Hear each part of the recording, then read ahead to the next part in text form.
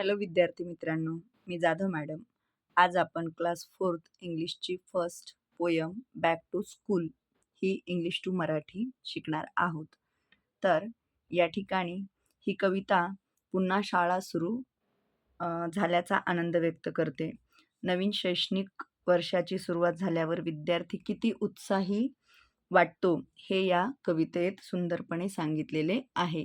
या ठिकाणी तुम्ही चित्रामध्ये पाहू शकता विद्यार्थ्यांची पुन्हा शैक्षणिक वर्ष नव्याने सुरू झालेलं आहे. त्यामुळे विद्यार्थी खूप आनंदी दिसत आहेत. हेच आपल्याला या कवितेमध्ये समजून सांगितलेलं आहे.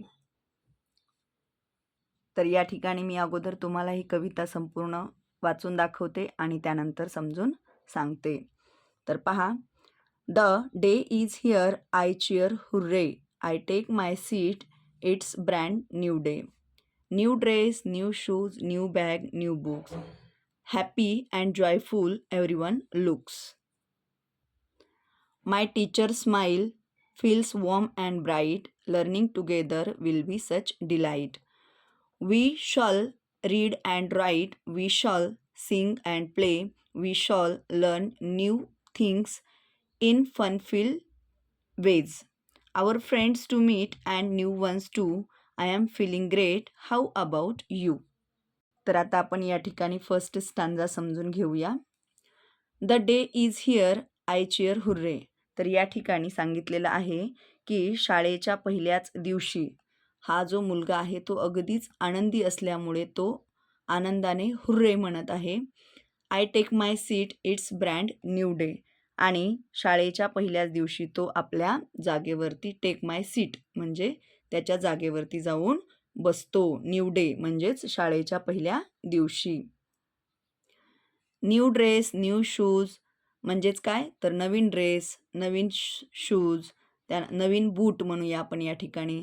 त्यानंतर न्यू बॅग, न्यू बुक्स. नवीन बॅग, आपल्या शाळेची जी बॅग असते ती नवीन बॅग, नवीन पुस्तके. Happy and joyful everyone looks.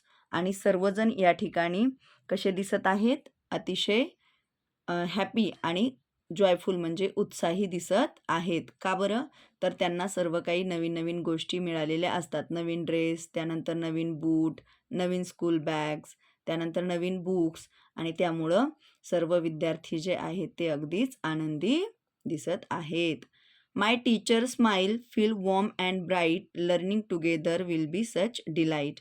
आणि या ठिकाणी सांगितलेलं आहे पहा, शिक्षकांची स्माईल आहे किंवा शिक्षकांचे जे काही हसरे आणि वॉर्म म्हणजे प्रेमळ स्वागत जे आहे ते विद्यार्थ्यांना खूप आनंद देते.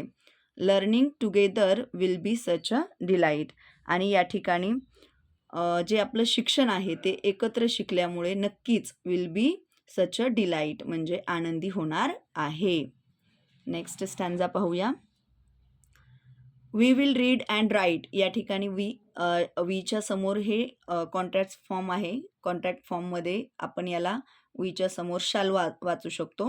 तर we shall read and write म्हणजे काय, तर हे वी हे प्रोनाऊन कोणासाठी वापरलेलं आहे, विद्यार्थ्यांसाठी. तर आपण या ठिकाणी वाचूया, लिहूया. म्हणजे शाळेत गेल्यानंतर नक्कीच आपण वाचन लिहिणे शिकणार आहोत.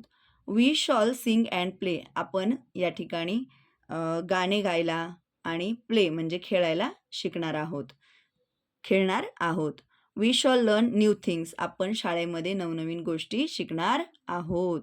In fun filled ways. तर ते कशा शिकणार आहोत, तर अगदीच आनंदाने, मजेशीर, अगदी आनंदाने आपण ह्या सर्व गोष्टी शिकणार आहोत. लास्ट स्टांजा पाहूया. Old friends to meet and new ones too. तर या ठिकाणी सांगितलेलं आहे की शाळेमध्ये जुन्या मित्रांची, ओल्ड फ्रेंड्स म्हणजे काय, जुनी मित्र भेटणार आहेत. अँड न्यू वन्स टू आणि नवीन देखील मिळणार आहेत. And I am feeling great. How about you. मला तर अगदीच छान वाटत आहे. तुमचं काय मत आहे, तुम्हाला कसं वाटत आहे, असं या ठिकाणी शाळेतील मुलाला पडलेला प्रश्न आहे. जर तुम्हाला बॅक टू स्कूल ही पोयम आवडली असेल तर आपल्या व्हिडिओला लाईक आणि चॅनलला सबस्क्राईब करायला विसरू नका. असेच इयत्ता 4थीचे नवनवीन व्हिडिओज मी तुमच्यासाठी घेऊन येईल. धन्यवाद.